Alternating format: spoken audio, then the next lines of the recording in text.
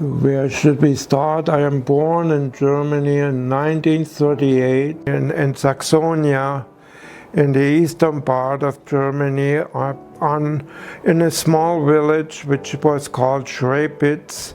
But all would be turned upside down when in 1939 World War II was declared.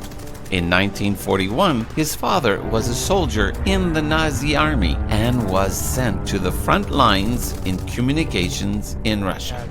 Because he was not agreeing with the Nazi party, he did not want to become part of it, and so he had always difficulties. And he said he used to pray sometimes before he went to the front, and the people used to make fun of him. He said, and then one time when he came back home, there was back from the front line in his company, there was no one alive left. They were all killed.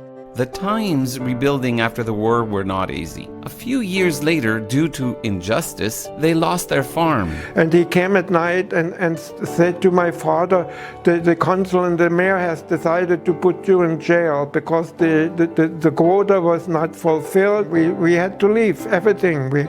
Within 3 days, whatever we had, we tried to bring to some neighbors. With the help of a Jewish friend, they escaped by train, which they had never taken.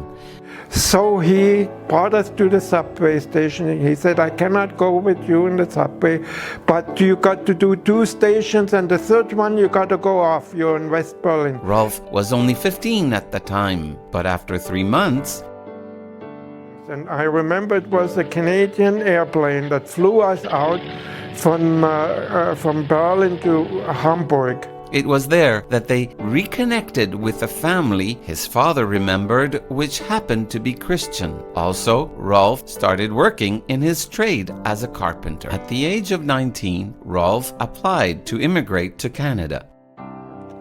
I went back to them later on, before I came to Canada actually, and they asked me if I had a Bible to take along, and I said, no, I don't need a Bible to take along.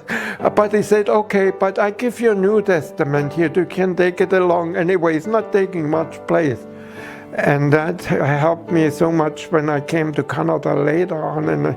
By the grace of God, after 2 weeks, he arrived by boat in Montreal with only 2 suitcases, $200, and a dream. He knew of God, but was not born again. I remember it was, I didn't know what to do, I just kind of said, if there is a God, reading in Matthew, the beginning there, the Beatitude, I said, if there is a God, there needs to be some help. Anyway, the next day when I had nothing, I went and the St. Lawrence Street, where there are a lot of German stores were, and then where I bought a couch, there was a sign in looking for help in construction. Yeah, and so I went in and I asked the man, and he gave me the number, and that was the German fellow. And I called him, and I got a job right away within 2 days. It was only when Rolf met Joanna that his spiritual life changed.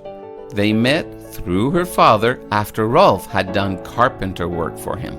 Amazingly, shortly after they had married and were expecting their first child, Rolf wanted to go to church where they were married, even before he was born again. Yeah, it was in 1978, about 1978 or so around. One morning when Joanna asked me, why don't you kneel down? In the morning I got up, why don't you kneel down and ask Jesus to be your Lord? Right in the morning, we're just waking up. I think, so, okay, what can happen? So I prayed, I followed prayer and asked Jesus in my heart. Well, the biggest change is, what was it? I did not have any desire to get drunk anymore and all these kind of things. And I wanted to serve him. I wanted to get closer to him. And there's so many prayers. We started to pray together after.